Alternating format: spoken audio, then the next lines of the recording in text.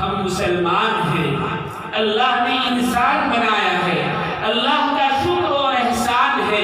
نبی سے محبت کے دعوے دار تو ہم یقیناً ہیں، لیکن ہماری محبت جانوروں سے آگے نہیں بڑھی ابھی تک۔ نبی کریم صلی اللہ علیہ وسلم کا ایک گدھا تھا یعفور نام کا۔ جب خیبر آپ نے فتح کیا تو مال غنیمت تقسیم کیا جا رہا تھا، یہ گدھا خود آگے بڑھا اور نبی کریم صلی اللہ علیہ وسلم کے سامنے آ کر کھڑا ہوا اور اپنی زبان میں اس نے کچھ کہا۔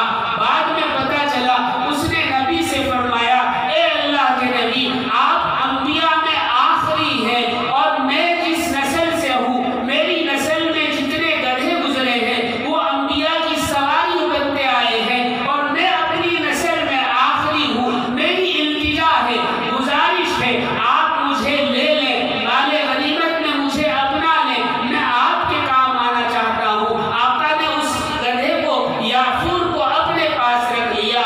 روایتوں میں آتا ہے کہ جب نبی کریم صلی اللہ علیہ وسلم کسی صحابی کو بلانا چاہتے تو یعفور سے کہتے کہ جاؤ فلاں کو بلا کر لاؤ، تو یعفور جاتا اور ان صحابی کے دروازے پر یا دیوار پر ٹکر مارتا، آواز کرتا، صحابہ نکلتے تو پتہ چلتا یعفور آیا ہے، سمجھ جاتے کہ آقا نے بلایا ہے۔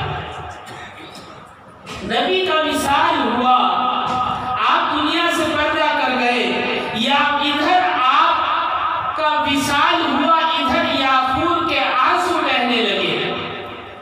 آنسو بہے، اتنے بہے کہ یہ بے چین ہو گیا، روتا چنگھاڑتا ہوا، مدینے کے گلیوں میں ٹکرے مارتا پھرا، یہاں تک کہ جب قرار نہیں آیا تو یہ یعفور گدھا ایک کنویں میں چھلانگ لگا کر اپنی جان دے۔ یہ ہے محبت۔ نبی کی محبت ایسے نہیں، عمل کی محتاج ہے۔ نبی کی ایک اور اونٹنی تھی جس کا نام تھا شہماں۔ نبی کا وصال ادھر ہوا، شہماں